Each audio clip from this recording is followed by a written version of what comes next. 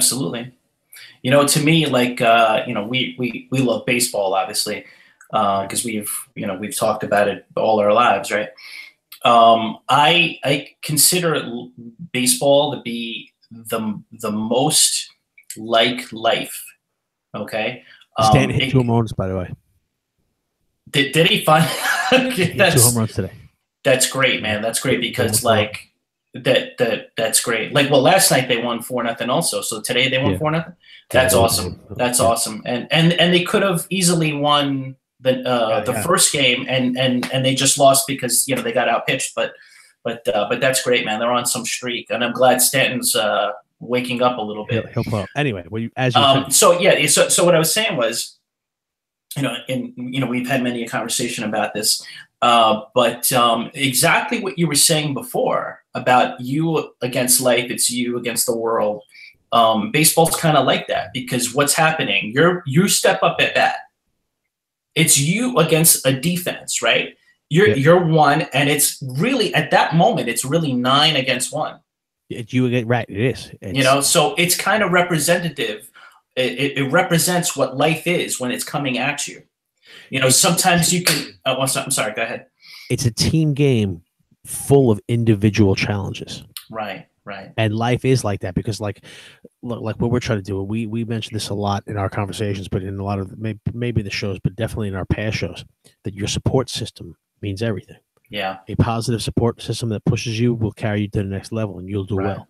Right. A negative poor support system that rips you down or doesn't support you, you're not going to get any traction. You need exactly people. Right. You're social people. You need people to carry on.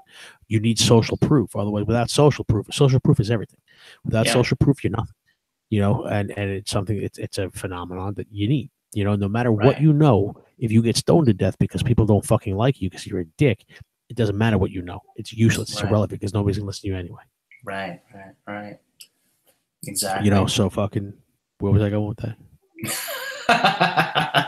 Don't you hate when that happens, right? I hate that. Me and my tirades. When, for example, you were bringing up Stanton, kind of waking up a little bit from his slump. You could hit the ball on the screws, okay? And it might be a line drive. It might get caught. That's a lot like life. You could do everything right, and for some reason, it's not going to work out.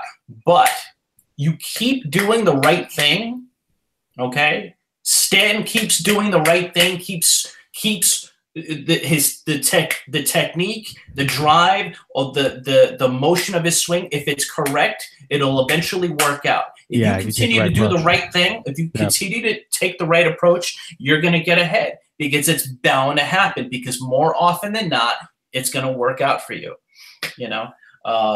The law of averages. Okay, so for a ball player, you're a great hitter if you're hitting, if you're getting a hit 30% of the time, if you're getting on base 40% of the time, you're considered great, right? So how does that equate to life? Well, in life, maybe there's a lot of negativity. There's a lot of negative things that are coming at you. There's a lot of things that might keep you down. But if you stay within that minimal percentage, that 30%, that 40%, you're doing better than most people. You are doing better than most people in this world. If you're at that 30% where things are working out for you, you're there. You're doing very well for yourself.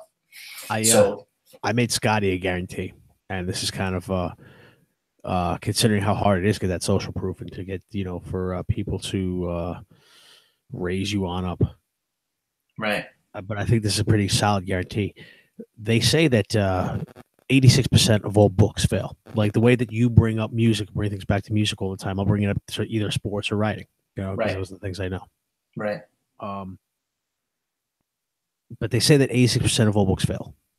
What that means, though, 1 in 10 are going to succeed. Right.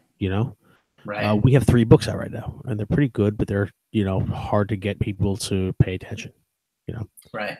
So I told him that if we get up to that 10 and we're still doing this show, by the time we get up to that 10, I guarantee we're going to, one of those books is going to latch on. We're going to catch something. Right. Now, that does take doing 10 books, and it does take doing this show for all that long. Right. It could be, I don't know how many hours of mastery that is. Right. You know what I mean? But hey, man, if the laws of, I'm a by the numbers guy for the most part. I do have like a gut instinct too, and believe it or not, gut instinct is actually that can be you can quantify that. Believe it I or was not, saying, if yeah, you try, they have you found a way to can quantify that? you can believe it or not, if you it's just a longer equation. That's all it is. But everything can be quantified in some way or another. So what I was saying is that for the most part, I tend to think that way. And if the law of averages says that it's 1 in 10, then we got to get to 1 in 10. Right, exactly. So Right, you gotta get what's to 1 in stopping 10. us to get from that 1 to 10? So um, so let's do it. Well, yeah, I mean, the way I look at it too is that if you're, what would that take? I mean, we haven't put a book out in 2 years, but I mean, if you got into a good role, like if you got a good, like right now we're mapping everything out, and we're doing it based on a lot of archetype stuff and a lot of Peterson's work and a lot of like stuff, the actual statistics of how the world is and what the world really is, like what religion is supposed to be, that map to guide you through consciousness and stuff like that. And by the way, I'm going to curb myself because I can get on some Marcus Aurelius shit right now and get real like into some philosophical void, really bad tangent. So That's I'm okay. going to try to curb myself. Yeah, and Okay. I also will go through those tangents and I forget where I am and what I was talking about in the first place. Right. And, Right. that's no good. But if you map out, if you map out where you want to go with your stuff, right, and Right. what the next 10 things are that you're going to write, you can start picking them off. And if you were to do that and then write it as a screenplay first and then start adding prose like that, we could probably put out a book every 3 months, which is 4 books in a year. Right. Right. Right. We still need 7, so that's still 2 years. Right. And that's if you're putting out a book every 3 months. Right. Right. If we're doing this for 2 years and we have 10 books in 2 years, we were still doing the show, we have 10 books out. At least one of those is going to do. I can be confident and say that because you're constantly advertising the stuff. Stuff's constantly going out there. Eventually, you're going to get somebody. And have you seen the show Jersey Boys? The movie? I've heard about it, but like I've heard that it's like really good when it was on Broadway. I don't think it's still there, but I've heard about it. But yeah, it has. It's like Frankie Valli, right? Yeah. Yeah. There are a lot of movies like that. Where the fuck do these fuckers come from? This is the story of these assholes right here, right? A lot of movies about assholes. And best kind of stories. Yeah, well, why would you tell it otherwise? Yeah. You believe what this fucking asshole did right here? But there's always that one person that comes along and brings it all together. Always in all these stories, just one group member joins the group, one manager fucking saw them, one fucking dumb shit like that. You know what I mean? One guy got kicked out of the band for doing something dumb, and so they don't need him anymore. And they're doing better without him. There's always some crazy shit like that. You know what I mean? Right. And you just got to do it long enough for that thing to happen. It's like the 3 Feet from Gold story. Right. Yeah, you just got to keep digging along until that comes up. And if it doesn't, you're fucked. But what do you do? At least you tried.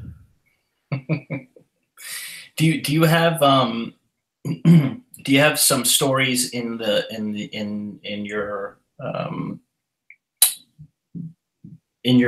file that that's come that you're kind of working on that you can put out? Is there any brainstorming happening? Or I have one story that it's actually pretty fucking good.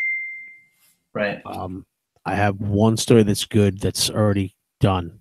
I have one that I wrote that I wanted to write since I don't know, for 20 years I wanted to write this, and I finally wrote it, and it's shit. It's not good. But at least I wrote it, and I could fix it if I want to go back to it. And if I don't, I'll do that if I start going on this storyline, but it has nothing to do with most of the bulk of what I write about. All the storylines we're doing, me and Scotty are doing, You know, it has nothing to do with it. So I actually have a way to tie it in, time travel type shit, but you know, multi-dimensional, multi-universe type stuff. But Sweet. Yeah, but I'm not going to go that avenue. I want to build these other things first. Mm-hmm. I have, because, you know, I was writing a lot at one point. I was writing a lot. So I have shit in files all over the place that I wrote and probably never used. And I have a bunch of shit all over the place. Some of it I can't use, you know, but you know, you'll have a nugget in it that I can pull from that. Mm-hmm. And we are consciously building things. Like a couple weeks ago, we had that thing, that the one where we just went over the what is life thing, the meaning of life episode that we did, right? And one thing that the thing that we're using as the guiding light in what we're doing is every society that you're in is a hierarchy, right? Whether it's high school or your family or your job, it's a hierarchy. There's a boss, and then there's the managers under the boss, and then the owner, and then the manager, and then the managers under the manager, and then you know, everybody they tell what to do, whatever it is, you know. And there's certain things you have to do to get above to get that promotion. And if you want to be the top of it, you have to do certain things, right? But it's not just your job, but it's also your home, and, you know, your, I don't know, your bowling team after work, whatever the fuck it is, you know. And it's all of those things, your church, and it's all those things at the same time. And you have to have your behavior. Like, now you could be the type of person that at work you act like a fucking dick and it gets you ahead at work.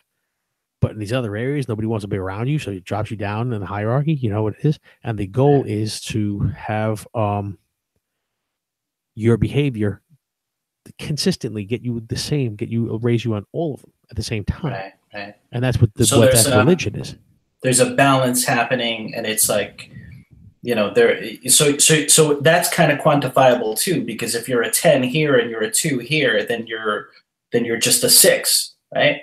So, well, now Peterson has said, and I don't know if he believes this, but I've heard him say this, because of the mastery, because of the time in, because of 10,000 hours, right? Mm-hmm.